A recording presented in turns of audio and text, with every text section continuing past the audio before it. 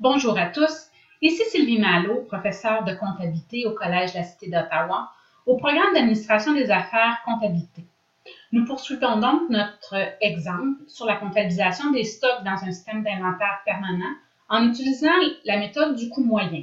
Aujourd'hui, nous inscrivons à la fiche de stock et au journal de décaissement un achat au comptant. Nous poursuivons notre exemple, toujours avec le livre Comptabilité et PNME de la Chenelière, chapitre 12, problème P6A, qui est un système d'inventaire permanent, avec l'utilisation de la méthode du coût moyen.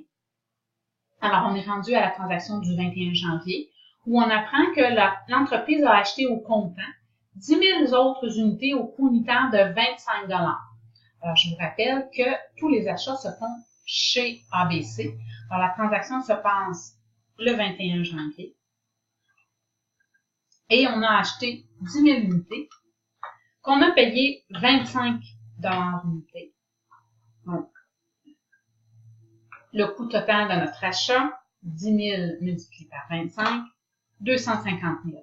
On calcule maintenant le solde de ce qu'on a en inventaire. On avait 10 000 unités, excusez-moi, en inventaire, plus les 10 000 que l'on vient d'acheter. On a maintenant 20 000 unités en inventaire. Le coût de ce qu'on possédait en inventaire était de 192 857,14 $, plus les 250 000 $ qu'on vient d'acheter.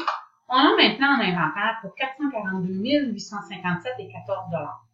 On calcule maintenant notre coût moyen unitaire, donc le montant total de ce qu'on a acheté divisé par le nombre total d'unités que l'on possède. Ça nous donne maintenant un coût unitaire moyen de 22,14 $. On peut reporter notre transaction d'achat maintenant au journal des décaissements puisqu'il s'agit d'un achat au comptant.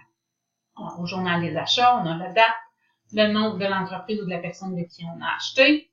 Comme il s'agit d'un achat au comptant, on va avoir le compte caisse. Puisqu'on va payer quelque chose, on va vouloir diminuer le compte caisse. C'est un compte d'actif. Alors, si on veut le diminuer, on va donc créditer le compte caisse. C'est un achat qu'on va faire dans un système d'inventaire permanent. Donc, on va toucher le compte stock. C'est un actif, donc débit.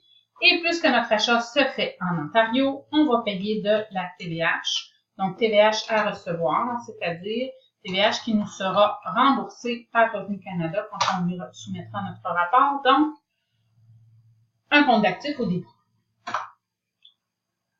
Ça se passe le 21 janvier. On sait que tous nos achats se font chez ABC Limité. Le montant de nos achats se retrouve, alors on va mettre ça dans notre compte stock, se retrouve dans notre fiche de stock, 250 000. Le montant de la TVH est égal à 13 % que l'on multiplie par le montant de l'achat qu'on vient de faire. Et bien entendu, le montant total qu'on doit payer, qui se trouve dans le compte 15, 250 000 plus 32 500, c'est-à-dire 282 500. Et voilà, on a terminé de comptabiliser la transaction du 21 janvier. Nous poursuivrons dans une autre capsule un achat, plutôt une vente à crédit sur le même sujet. Bonjour!